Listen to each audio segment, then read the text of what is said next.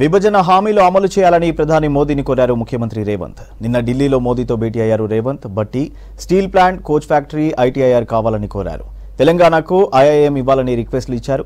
24 నవోదయ విద్యాలయాలతో పాటు 25 లక్షల ఇండ్లు కేటాయించాలని విజ్ఞప్తి చేశారు సీఎం రేవంత్.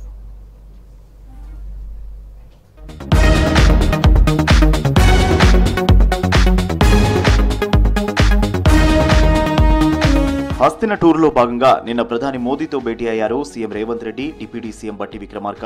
రాష్ట్రంలోని బొగ్గు గనులను సింగరేణికే కేటాయించాలని, ప్రస్తుతం వేలంలో పెట్టిన శ్రావణపల్లి బొగ్గు బ్లాక్ ను వేలం జాబితా నుంచి తొలగించాలని ప్రధానికి సీఎం విజ్ఞప్తి చేశారు. గనులు, ఖనిజాభివృద్ధి నియంత్రణ చట్టం ప్రకారం వేలం జాబితా నుంచి శ్రావణపల్లి గనిని తొలగించి అదే సెక్షన్ ప్రకారం గోదావరిలోయ బొగ్గు నిల్వల క్షేత్రం పరిధిలోని కోయగూడెం, సత్తుపల్లి బ్లాక్ 3 గనులను సింగరేణికే కేటాయించాలని కోరారు. రాష్ట్రంలోని విద్యుదుత్పత్తి కేంద్రాల అవసరాలు తీర్చేందుకు ఈ గనుల కేటాయింపు కీలకమని, అందువల్ల సింగరేణికే ఇవ్వడం అన్ని విధాలా ప్రయోజనమని ప్రధానికి వివరించారు రేవంత్, బట్టి.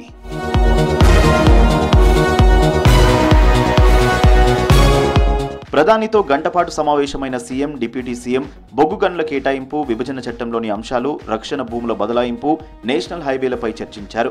2010లో అప్పటి యూపీఏ ప్రభుత్వం హైదరాబాద్, బెంగళూరుకు ఐటీఐఆర్లను కేటాయించిందని, హైదరాబాద్లో 3 క్లస్టర్లలో భూమిని గుర్తించగా 2014 తర్వాత ఈ ప్రాజెక్టు ముందుకు సాగలేదని ప్రధానికి సీఎం వివరించారు.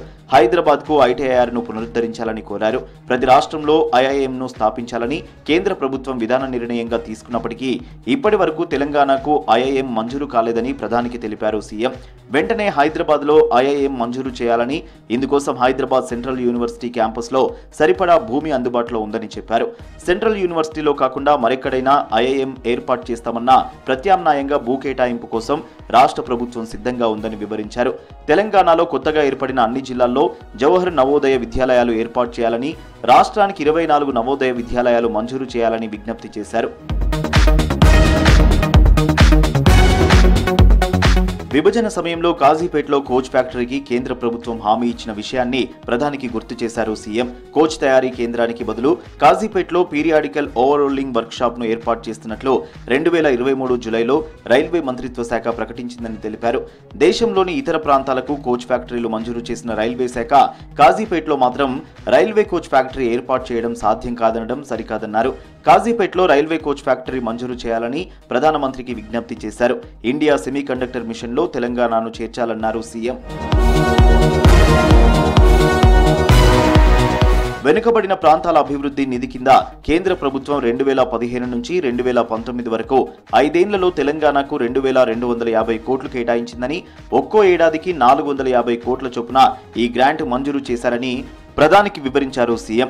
2019-20, 2021-22, 2022-23, 2023-24 సంవత్సరాలకు సంబంధించి బీఆర్జీఎఫ్ కింద రాష్ట్రానికి రావాల్సిన 1800 కోట్లు విడుదల చేయాలని కోరారు. రాష్ట్ర రాజధాని హైదరాబాద్లో పెరిగిన ట్రాఫిక్ అవసరాల కారణంగా హైదరాబాద్ టు కరీంనగర్ రహదారి, హైదరాబాద్ టు నాగ్పూర్ రహదారిపై ఎలివేటెడ్ కారిడార్లను నిర్మించాలని నిర్ణయించామని ప్రధానికి వివరించారు సీఎం. ఆ 2 కారిడార్ల నిర్మాణానికి అడ్డంకి లేకుండా మార్గ మధ్యంలో రక్షణ శాఖ పరిధిలో ఉన్న భూములను రాష్ట్ర ప్రభుత్వానికి బదిలీ చేయాలని కోరారు.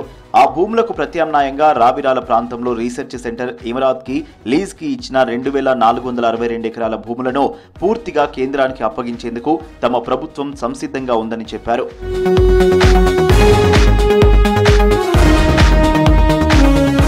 భారత్మాల పరియోజన మొదటి దశలో కేంద్ర ప్రభుత్వం హైదరాబాద్ రీజనల్ రింగ్ రోడ్, ఉత్తర భాగంలో సంగారెడ్డి నుంచి చౌటుప్పల్ వరకు జాతీయ రహదారి నిర్మాణానికి ఆమోదం తెలిపిందని ప్రధానికి తెలిపారు సీఎం రేవంత్. ఆ రహదారి నిర్మాణానికి సంబంధించిన భూసేకరణ వ్యయంలో 50% ఖర్చునివ్వడంతో పాటు రహదారి నిర్మాణ పనులు వేగంగా పూర్తి చేసేందుకు రాష్ట్ర ప్రభుత్వం సిద్ధంగా ఉందన్నారు.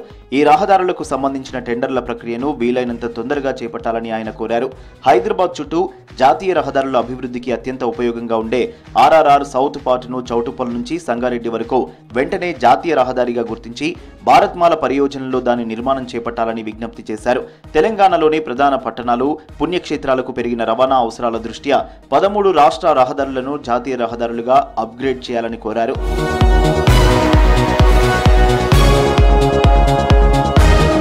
పీఎం ఆవాస్ యోజనలో తొలి దశలో తెలంగాణ రాష్ట్రానికి తక్కువ ఇండ్లు మంజూరయ్యాయని ప్రధానికి వివరించారు సీఎం. అప్పటి రాష్ట్ర ప్రభుత్వ మార్గదర్శకాలు పీఎంఏవై మార్గదర్శకాలకు తగ్గట్టు లేకపోవడంతో తక్కువ ఇండ్లు మంజూరయ్యాయని చెప్పారు. 2024-25 నుంచి ప్రారంభమవుతున్న పీఎంఆర్వై పథకంలో 3 కోట్ల గృహాలను లక్ష్యంగా ఎంచుకున్నట్లు కేంద్ర ప్రభుత్వం ప్రకటించిందని, అందులో తెలంగాణకు 25 లక్షల ఇండ్లు మంజూరు చేయాలన్నారు. పీఎంఏవై మార్గదర్శకాలకు తగ్గట్టు రాష్ట్ర ప్రభుత్వం ఇండ్ల నిర్మాణాల విధి విధానాలను రూపొందించేందుకు సిద్ధంగా ఉందని ప్రధానికి తెలిపారు సీఎం.